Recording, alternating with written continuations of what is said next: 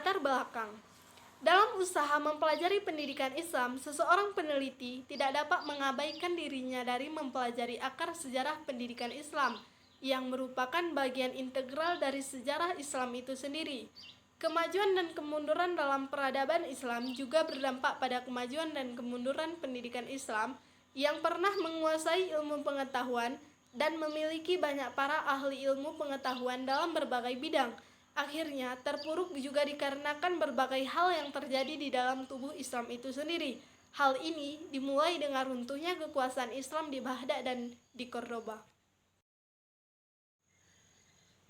Runtuhnya pusat pendidikan Islam. Periode klasik 650 sampai 1250 Masehi terdiri dari dua fase. Yang pertama, fase ekspansi, integrasi dan puncak kemajuan 650 sampai 1000 Masehi. Yang kedua, fase disintegrasi 1000 sampai 1250 Masehi. Di masa ini terjadi perpecahan umat Islam di bidang politik. Kekuasaan khalifah menurun dan akhirnya kekuasaan Islam di Baghdad diluluh lantarkan runtuhnya Baghdad. Sejak awal berdirinya kota Baghdad sudah mulai menjadi pusat peradaban dan kebangkitan ilmu pengetahuan dalam Islam. Khalifah Al-Mansur memerintahkan penerjemahan buku-buku ilmiah dan karya sastra dari berbagai negara besar pada masa itu. Pada masa pemerintahan Khalifah Harun ar-Rasyid dan Khalifah Al-Makmum, kota Baghdad mencapai puncak kemajuan zaman keemasan. Ketika itu Baghdad menjadi pusat peradaban dan kebudayaan tertinggi di dunia. Faktor intern hancurnya Baghdad, yaitu perpecahan, perbuatan kekuasaan dan pengaruh dalam keluarga Abbasiyah sendiri.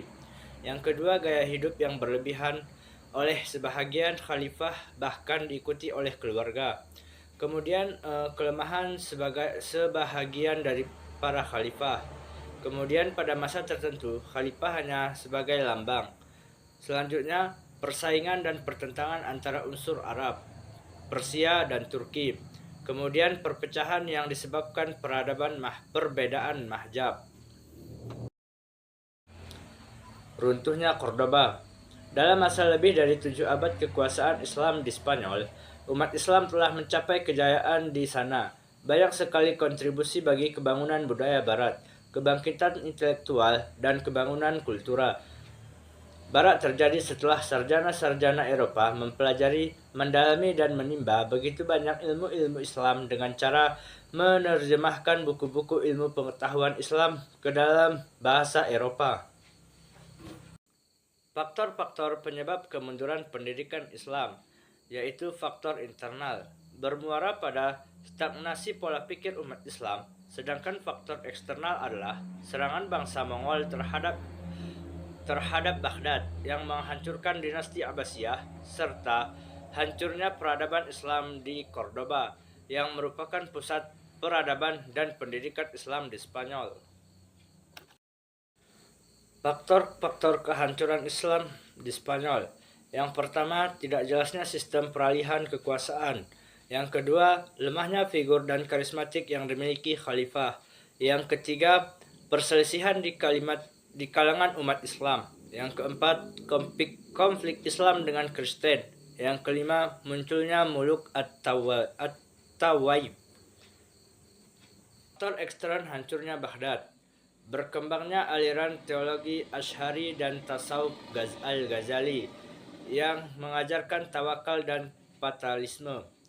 Kemudian, dominannya pengaruh Turki di dunia Islam.